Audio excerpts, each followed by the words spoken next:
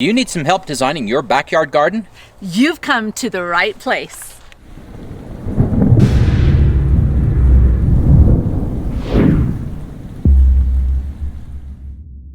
Hi, I'm Kylene. And I'm Jonathan, and we are the Provident Preppers.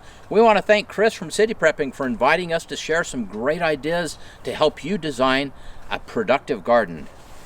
Good design starts through observation. We've got to understand who we're designing this for, because your design will be different than my design. But there are 4 factors that before you ever do anything, we really want you to consider. The first is, what is the intended purpose of this garden? Is it so that you can produce a few fresh tomatoes in the summertime? Or is this garden going to be designed to provide all of the food that your family needs to survive? 2, how much time do you have to put into this garden? Are you limited to 15 or 20 minutes a day? It can be done, but good design will make that happen.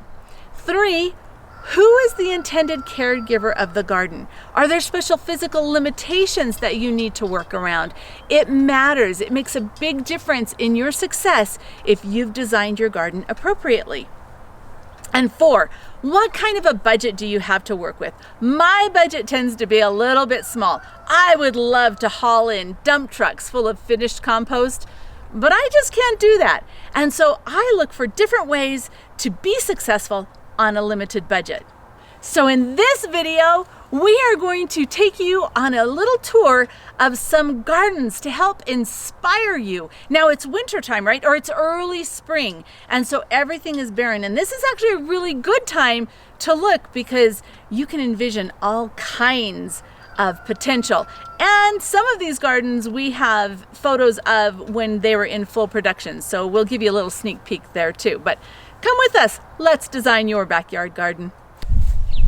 Okay, the first home on our tour is the home of our friends Randy and Jackie, and they are master gardeners and do a really good job of creating a space in their yard that is people-friendly as well as produces a lot of really good food. The first design aspect that we're going to talk about is access. It's really important that you have close access to your home. This is the main part of their garden, but as you'll see in a little bit more in this tour, they're growing things all over their yard.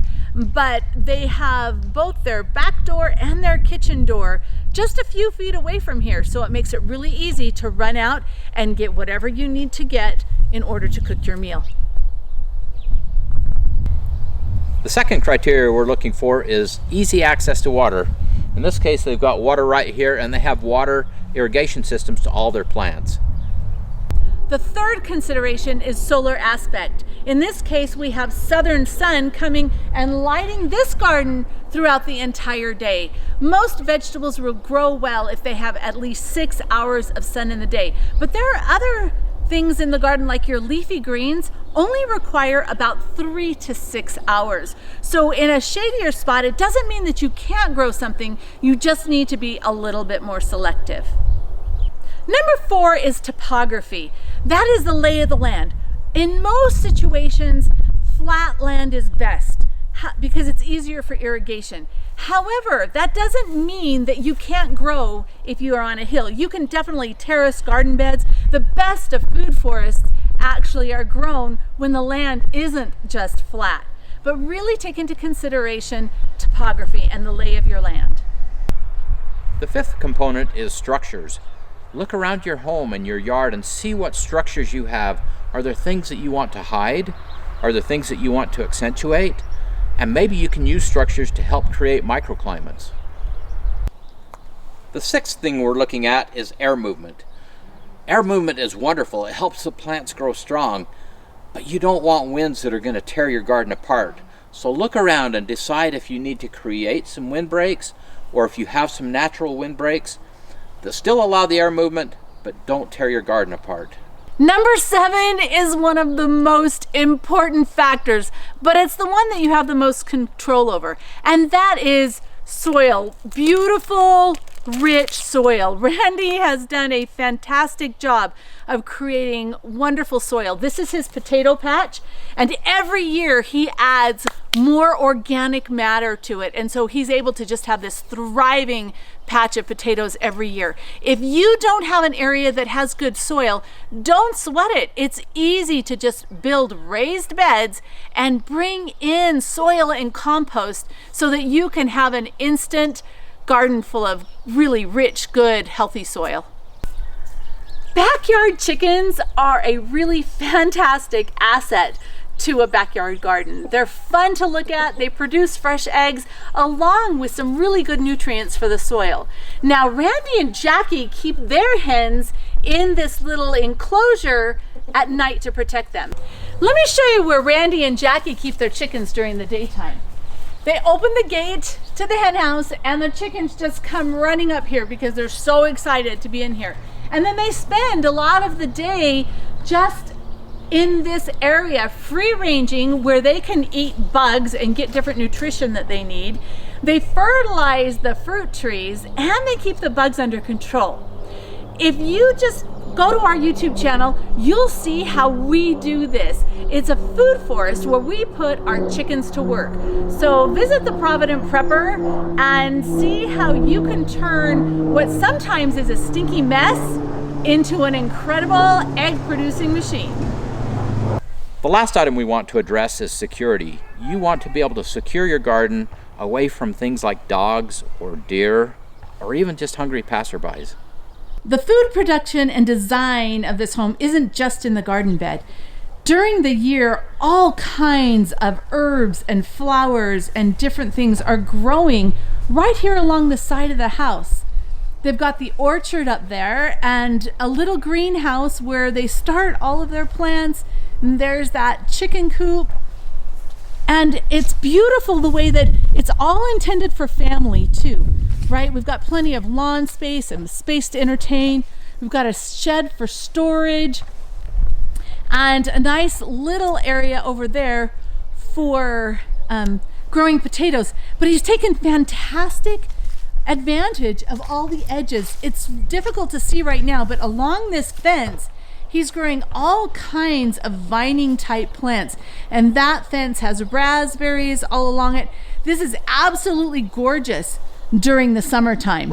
So while when we think about a garden, we think about just these traditional garden beds and boxes, remember that design incorporates so much more. There is more food produced on this property outside of those garden beds than there is inside the garden beds. However, the garden beds are incredibly convenient. This is the garden that I worked as a teenager, and this has been a very productive garden. It's got great soil, it's got great access to water, the solar access is wonderful, but there are a few things that would change if I were to take over this garden now. It's a very labor-intensive garden. So there are some things that we could do to make that a little bit easier. One thing that would make it just a little nicer is to have a little closer access from the house to the garden.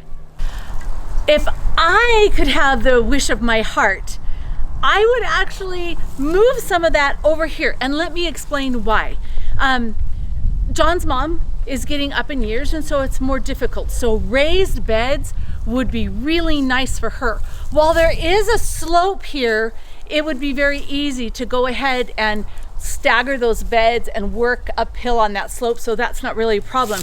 Right now she has her herb garden right over here, so she can just come out that door, which her kitchen's right behind there.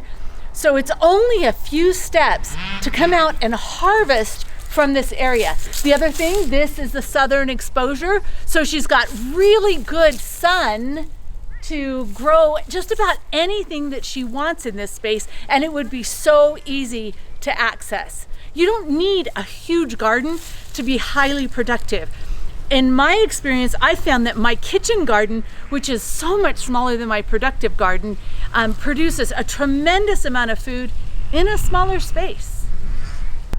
Okay, this is a fantastic example of a good urban backyard garden. We've got sun on the south side up here, and while we have these two houses, they're far enough apart that we still have at least 6 hours of good sun exposure, which is enough to grow a vegetable garden. They've taken advantage of vertical space by using the cattle panels to make arches. The raised beds mean that they don't have to worry about the soil. It's just been brought in, and so they've got some really good, healthy soil. Raised boxes are also much easier to work with. There's a lot of concrete back here, which means they don't have to do much as far as maintaining. The aisleways are gravel, and just all together, this is just fantastic. They've got the water that they need. They can be highly productive in a very small space right here in their backyard. And the access to the home is perfect because she just has to go right out her back door and harvest whatever herbs or vegetables she wants for her dinner. One of the things I forgot to mention is this fence. It's a great windbreak to protect the garden, and it keeps all animals and people away from the garden. In this backyard, we have a really tiny garden bed that's way over there. But let's talk about if I were going to make this into a highly productive garden, what would we do? Now, I am facing north, so the sun is behind me, and these, our friends, love to entertain. So the entertainment and the open space is huge for them. What I would do is all of these edges, I would take great advantage of these edges and create a food forest all along this fence. So very dense. I would take a space that's about 20 feet because I've got plenty of space to do it, and just create a productive food forest all along there. It would produce a tremendous amount of food. And then I would put the garden right over here where Johnny's standing.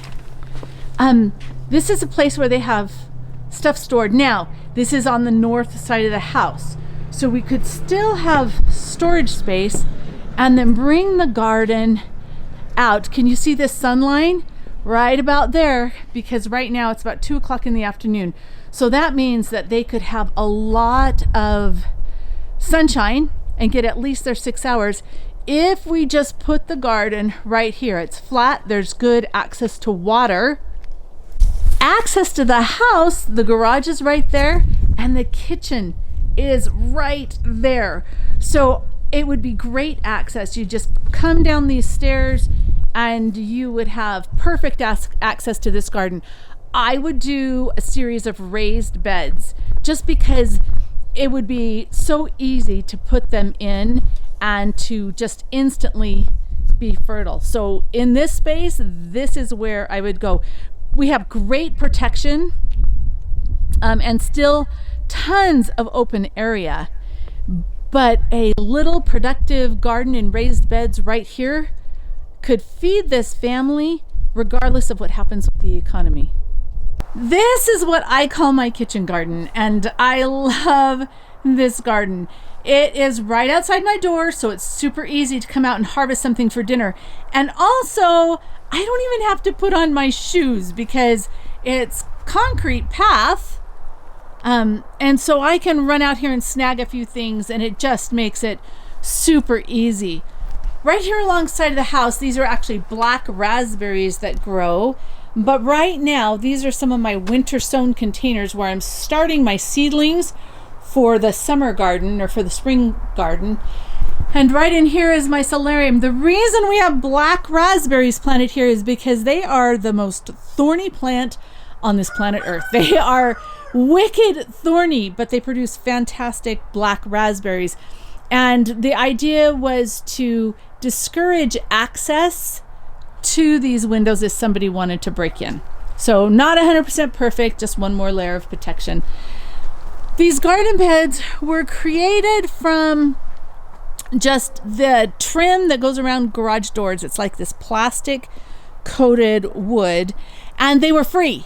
And so for me and my budget, which is one of the huge considerations, they were absolutely free. All it cost for me to do this were the screws. This irrigation system we're going to do a video on, but actually Chris has a video on his irrigation system that he uses just like this one with the holes drilled in the PVC pipe. It is my favorite, and that is the system that we will be putting in our new garden area. But this kitchen garden is nice and large, right? It's on the side of the house, so the southern sun is shining on the bricks of the house. So the garden beds, this one right here, the snow doesn't melt on it for a lot longer than this one. This one right here, because of its location in the garden, the snow melts quickly, the soil warms up, and we're able to plant much sooner in this bed than we are in either of these two beds. Now, as far as protection goes, those are goji berry bushes that are all along the hedge, and they have been pruned. They actually get bigger than that, but it provides a really nice windbreak for this garden and a visual break without blocking a lot of the sunlight. So we've got really good solar access. The topography is fairly level, not super level, but pretty good. And this garden produces an incredible amount of food, and it looks like just this dense forest when it's in its productive season. This is my productive garden, and this year we are revamping our design because I'm getting older and a traditional garden that's in the ground is just getting a little bit too difficult for me to handle. So we're putting in raised beds, and we'll have some videos coming up on all of this and the details, but right now I just want to show you a little bit about what we've changed. So in years past, we went from a completely till every year garden to a no-till version where we dug little swales, we put cardboard in them and filled the pathways full of wood chips, and it worked really well. So if that's something that you can do in your garden, that's just fine. But this is the place where we grow the majority of our food, and we're going to put all raised beds in along with a lot of vertical space. So we're using cattle panels to be able to trellis a lot of the vining foods so that we have more growing space. I love being out in nature. It is both physically and emotionally rejuvenating for me, and it truly is my happy place. And it all starts with good design. Not only can it be an enjoyable place to be, but it can be highly productive and feed your family as well.